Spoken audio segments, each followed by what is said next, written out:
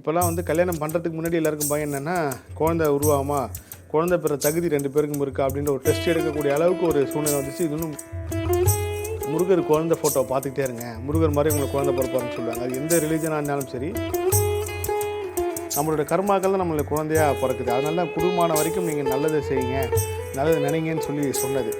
சமீபமாக திருச்செந்தூரில் முக்கியமான அங்கே ஒருத்தர் சொன்னார், 22 வருஷம் குழந்தை இல்லாதவங்களுக்கும் போகுது, ஏன்னா அவங்க சாட்சியாக கொண்டு வந்து நிப்பாட்ட முடியும். 6 மாதம் 5 மாதம் இருக்கிறவங்க கூட என்ன சொல்லுவாங்க, அவங்க முன்னோர்கள் இல்லை அவங்க அப்பா அம்மாலாம் முருகர் ஃபோட்டோ பார்த்துக்கிட்டே முருகர் மாதிரியே குழந்தை பிறக்கும் அழகா, நீ முருகர் படம் வந்து வீட்டில் ஒட்டி. ஆச்சி கொழுக்கட்டை மாவு வந்தாச்சு. ஆச்சி கொழுக்கட்டை மாவிற்கு கொழுக்கட்டை அச்சை கேட்டு வாங்குங்கள்.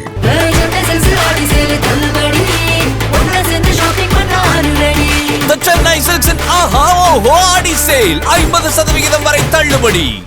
உலகெங்கும் வாழும் முருகர் பக்தர்களுக்கு வணக்கம், குமுதம் பக்தி நேயர்களுக்கு வணக்கம். திருப்பும் தரும் திருப்புகள் கிட்டத்தட்ட 9 வாரங்கள் வெற்றிகரமாக முடிஞ்சு இது 10வது வாரமாக நிலைச்சி நிற்கிது.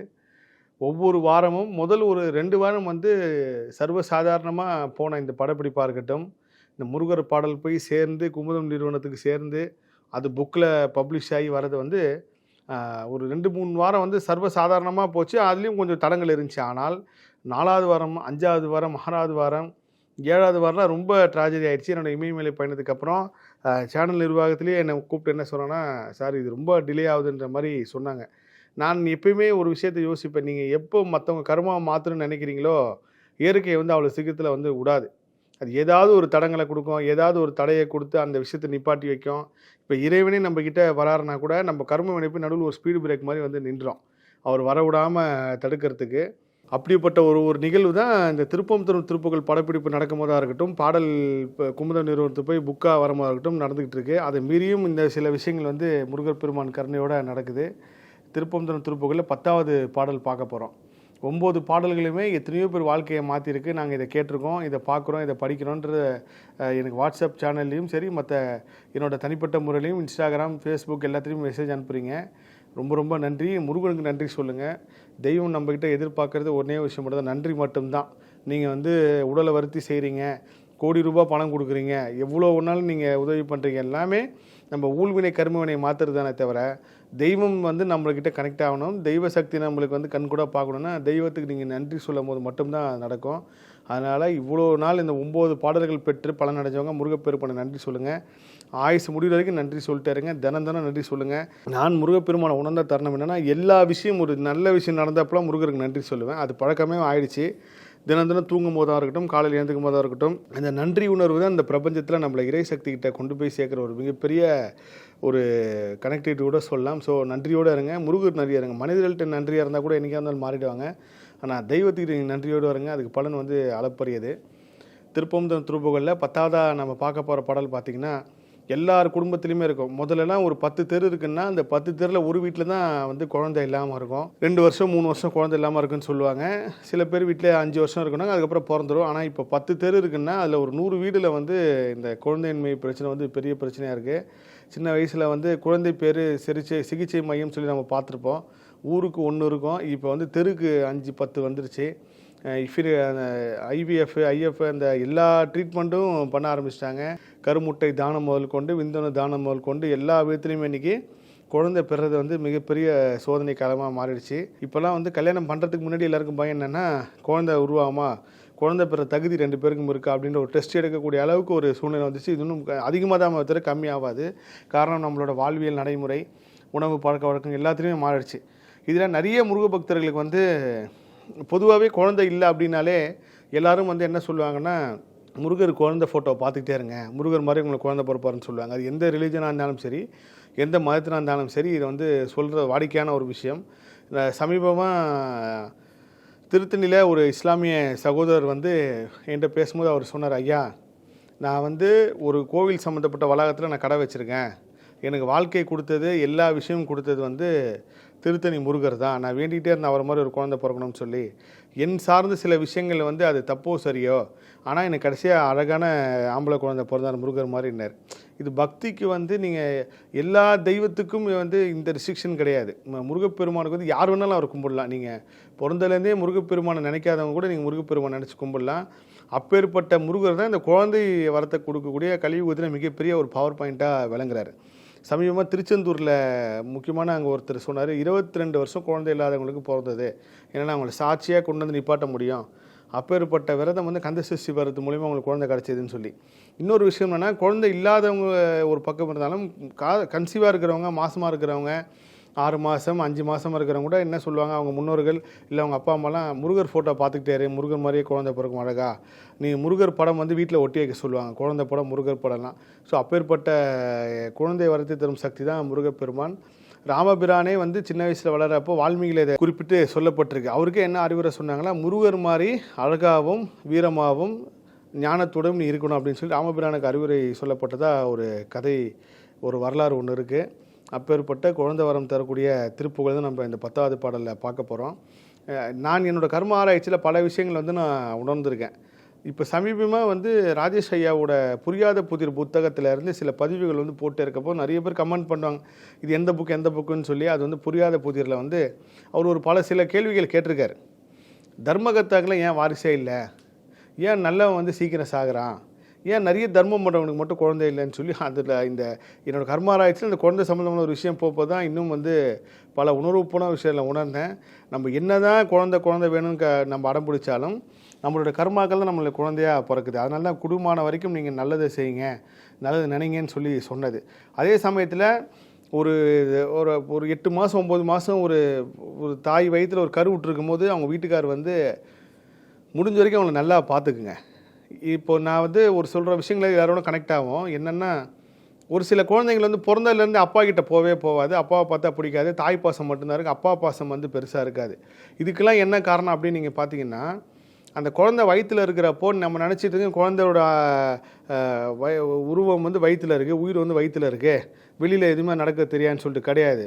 நம்மளோட காதோட ரொம்ப ரொம்ப அதீத ஷார்ப்னஸ் வந்து அந்த குழந்தையோட காதுக்கு இருக்கும். நீங்கள் வயிற்றில் அம்மா வயிற்றில் குழந்தை இருக்கும்போது அவங்க வீட்டுக்காரர் வந்து சண்டை போட்டு அம்மாவை அடித்தாலோ, இல்லை இந்த குழந்தைய பார்த்துக்காமல் விட்டாலோ, இல்லை மாசமாக இருக்கிற மனைவியை வந்து துன்புறுத்தினாலோ இந்த குழந்தைக்கு வந்து அதை உணர முடியும்.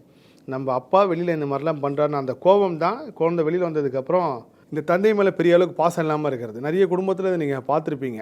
இப்போ நான் வந்து எனக்கு தெரிஞ்ச ரொம்ப நெருக்கமான ஃபேமிலியிலே இதை வந்து கண்கூடாக நான் பார்த்தேன். இதெல்லாம் இவனோட கர்ம ஆராய்ச்சியில் நான் ஒத்து பார்க்குறப்போ இப்படிலாம் நடக்குதா. இப்போ சமீபத்தில் கூட ஒரு படம் சார்ந்து இதே விஷயம் தான் சொல்லியிருக்காங்க. நீங்கள் வயிற்றில் கரு உருவானதுலேருந்து குழந்தை டெலிவரி ஆகிற வரைக்கும் மிகப்பெரிய ஒரு கர்ம சுழற்சி நடைபெறுது. இந்த 10 மாதத்தில் நீங்கள் லாஸ்ட் பர்த்தில் பண்ண எல்லாத்துக்குமே நீங்கள் நியாயம் கேட்டு நீதி கேட்டு அதுக்கப்புறம் தான் நீங்கள் பிறகுறீங்க.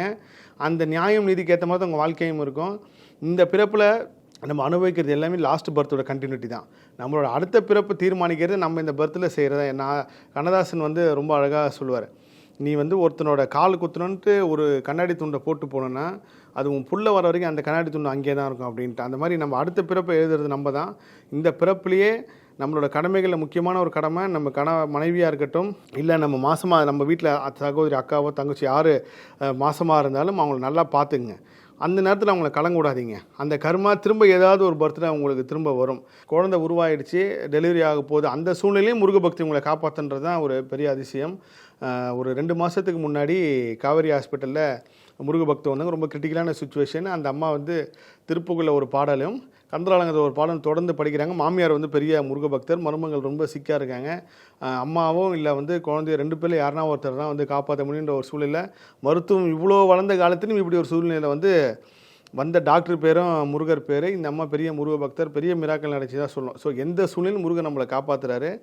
இந்த திருப்புகழ் நீங்கள் படிக்கிறது வந்து இதில் குறிப்பிட்ட கோவில் சாமி மலையாக இருந்தாலும் திருப்புகழை இந்த குழந்தைக்காக முருகப்பெருமான் கொடுத்த இன்னொரு பெரிய அதிசயம் திருச்செந்தூரில் சஷ்டி விரதம் 6 நாள் இருந்து 7வது நாளும் விரதத்தை முடிஞ்சு சூரசம்காரம் முடிஞ்சதுக்கப்புறம் விரதம் முடிக்கிறவங்களுக்கு எப்பேற்பட்ட அளவுக்கு அவங்களுக்கு மருத்துவ ரீதியாக குறைபாடு இருந்தாலும் கந்தப்பெருமான் அருளால் அவங்க குழந்தை உருவான்றது வந்து சத்தியம். எத்தனையோ 100 சாட்சிகள் இருக்காங்க.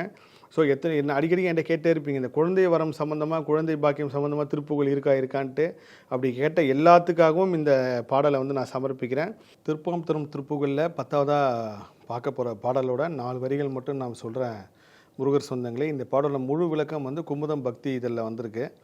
செகமாயை உற்றின் அகவாழ்வில் வைத்த திருமாது கர்ப்பமுடலூறி தெசமாத முற்றி வடிவாய் நிலத்தில் திறமாய் அளித்த பொருளாகி மகவாவின் உச்சி விழியா நனத்தில் மழைநீர் புயத்தில் உறவாடி மடிமீதடுத்து விளையாடி நித்த மணிவாயின் முத்தி தரவேனும் முகமாயம் இட்ட குரமாதினுக்கு முலைமேல் அணைக்க வருணீதா முதுமா மறைக்குள் ஒருமா பொருட்குள் மொழியே உரைத்த குருநாதா தகையாது எனக்கு நடிகாண வைத்த தனியே ரகத்தின் முருகோனே தருகாவிரிக்கு வடிபாரிசத்தில் சமர்வேல் எடுத்த பெருமாளே.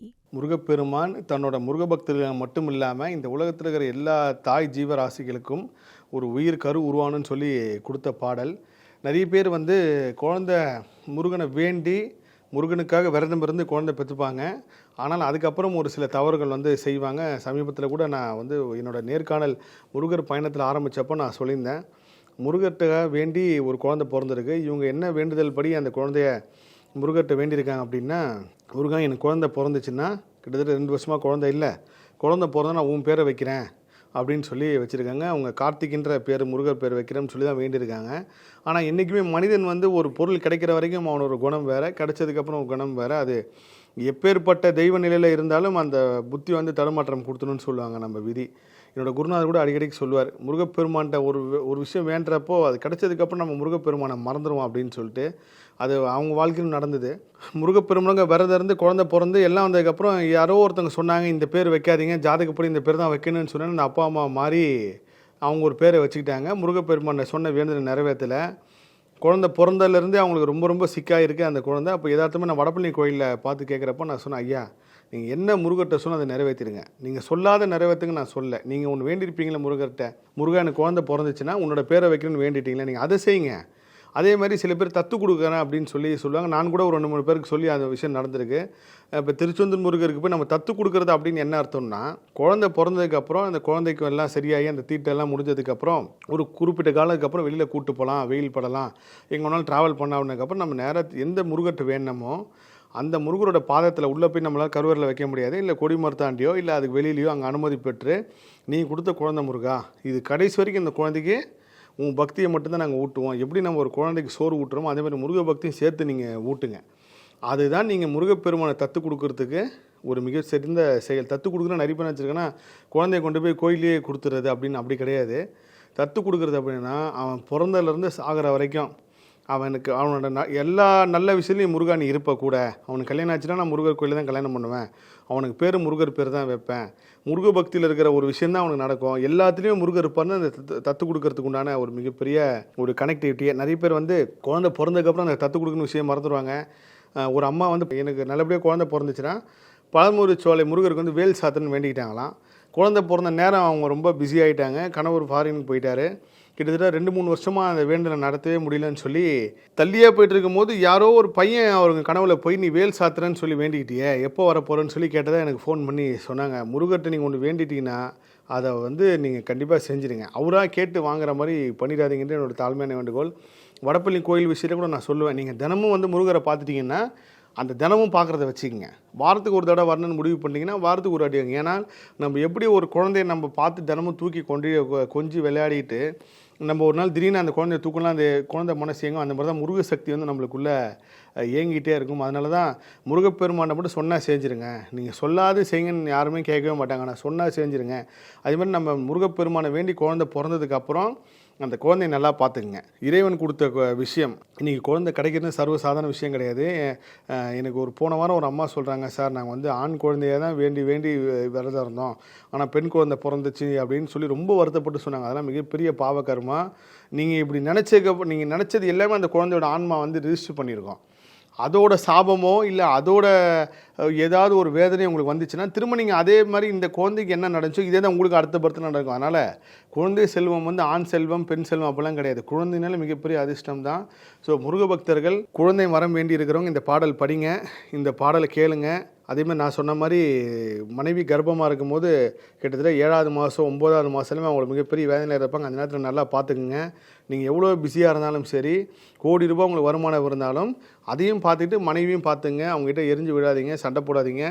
நல்லா கேட்டுங்க, மாதமாக இருக்கும்போது நீங்கள் மனைவியை பார்த்துக்காமல் விட்டிங்கன்னா நீங்கள் நினைக்கலாம் நம்ம வந்து இதெல்லாம் யாருக்கு தெரிய போகுது என்னன்னு தெரியணும். இயற்கையை வந்து ரிஜிஸ்டர் பண்ணிட்டே இருக்கோம். நீங்கள் அந்த குழந்தைய எப்படி வயிற்றில் இருக்கும்போது துன்பப்படுத்திங்களோ அதே துன்பத்தை நீங்கள் வயசான காலத்தில் இந்த குழந்தை மூலயமா அனுபவிப்பீங்க. இது கண்கூடான உண்மை. ஸோ நான் கர்ம ஆராய்ச்சியில் கிட்டத்தட்ட ஒரு 10 படி முடிச்சிருக்கேன். அந்த 10 படியிலுமே வந்து இது வரைக்கும் நான் சொன்னது வந்து ஒரு 20% தான். மிச்சம் 80% என்னால் வெளி உலகத்துக்கு சொல்கிறதுக்கு பிரபஞ்சம் அனுமதிக்கலை. ஒவ்வொரு திருப்புகளையும் அதை என்னோட அனுபவத்தையும் சேர்த்து கர்ம ஆராய்ச்சியில் வர விஷயத்தையும் நான் சேர்த்து சொல்கிறேன். திருப்பம் தரும் திருப்புகள் திருப்புகள் சம்மந்தமாக மட்டும் நான் திருப்புகள் பாடலையும் சொல்லி 16,000 பாடலை நான் ஒரு 51 பாடல் செலக்ட் பண்ணி கொடுத்து இதில் 10வது பாடல் வந்து நிற்கிது. இப்போ அடுத்த 11வது பாடலை பார்க்க போகிறது மிகப்பெரிய ஒரு அற்புதமான ஒரு பாடல் தான். என்னோட ஆன்மாக ஒரு கனெக்டான பாடல்னு எல்லாரும் ஆசைப்படுற ஒரு விஷயம். அந்த விஷயம் நடந்துருச்சு, அந்த விஷயம் கிடைச்சதுனாலே அவங்க தெய்வ நிலையிலையும் ஒரு உயர நிலையில் இருப்பாங்க. அப்படிப்பட்ட ஒரு அற்புத பாடல் தான் 11வது பார்க்க போகிறீங்க. இந்த 11 ஏன் இவ்வளோ அழுத்தி சொல்கிறேன்னா, இந்த பிரபஞ்சத்தோட 11 பற்றி நான் முதல்ல நேர்காணலில் சொன்னேன். எல்லோரும் ஏன் இந்த 11 பார்க்குறாங்கன்னு சொல்லிட்டு. ஸோ இந்த 11 வந்து சாதாரண விஷயம் கிடையாது. பிரபஞ்சம் அனுமதிச்ச கொடுத்தா மட்டும்தான் இந்த ஒரு பாடலே சொல்ல முடியும். அது பிரபஞ்சம் அனுமதி கொடுத்து தான் அடுத்த பாடல் 11வது பார்ப்பீங்க. மீண்டும் ஒரு முறை வந்து முருகபக்தி எல்லாருக்கும் நன்றி சொல்லிக்கிறேன். குறிப்பாக குமுதம் பக்தி சேனலுக்கும் குமுதம் பக்தி குழுமத்துக்கும் பெரிய நன்றி. காரணம் வந்து நான் எவ்வளோ ஊராக பயணித்தாலும் எனக்குன்னு ஒரு நாளை ஒதுக்கி அவங்களோட ரூல்ஸே நிறைய மாற்றிருக்காங்க இந்த திருப்பம் தரும் திருப்புகளுக்காக. அது உண்மையிலே முருகப்பெருமான் வந்து அவங்களுக்கு மிகப்பெரிய ஒரு கருணையை காட்டுவார் நம்புகிறேன். முருக பக்தர்களும் அவங்களுக்கு ஒரு நன்றி சொல்லுங்கள். ஏன்னா ஒவ்வொரு பாடல் அப்பையும் பல தடைகள் தாண்டி தான் வருது. அதுக்காக பெரிய ஒரு நிறைய பேர் கஷ்டப்பட்டு கொண்டு வராங்க. அவங்களோட ரூல்ஸே மாற்றினாங்க எனக்காக. அப்படி தான் இப்போ இந்த 10வது பாடல் நீங்கள் பார்க்க போகிறதும் வெள்ளிக்கிழமை நீங்கள் பார்க்க போகிறீங்கன்னா அதுக்கு ஒரு சில நாள் முன்னாடி தான் ஷூட் பண்ணுறோம். அவங்க அப்படி பண்ண மாட்டாங்க. ஸோ இது எல்லாமே இந்த தடைகளை தாண்டி வந்திருக்கும். இந்த எவ்வளோ பக்தர்கள் பயன்பெறாங்களோ அவ்வளோ தடைகள் வருன்றதுக்கு இந்த ஒரு சம்பவம் உதாரணம். வெள்ளிக்கிழமை இந்த நீங்கள் காணொலியை பார்க்குறப்பயே இந்த காணொலி நீங்கள் எப்போ பார்த்தாலும் சரி கண்டிப்பாக எல்லா கடைகளையும் குமுதம் பக்தி இதழோட புக்கு இருக்கும். அதில் மிகப்பெரிய நீண்ட விளக்கமாக நான் பதிவு பண்ணியிருக்கேன். ஏன்னா நிறைய பேர் யூடியூப் பார்க்காதவங்க இப்பயும் இருக்காங்க, புக்கு மட்டுமே படிக்கிறவங்க இருக்காங்க. அதனால தான் முழு விளக்கம் நம்ம அதில் கொடுத்துருக்கோம். ஸோ அதை பார்த்தும் நீங்கள் பலனடையுங்கள் முருக சொந்தங்களே. சந்தோஷம் மக்களே. இந்த 10வது பாடல் பாடி பலன் பெறுங்க. எல்லா புகழும் முருகனுக்கே. நன்றி. ஆச்சி கொழுக்கட்டை மாவு வந்தாச்சு. ஆச்சி கொழுக்கட்டை மாவிற்கு கொழுக்கட்டை அச்சை கேட்டு வாங்குங்கள்.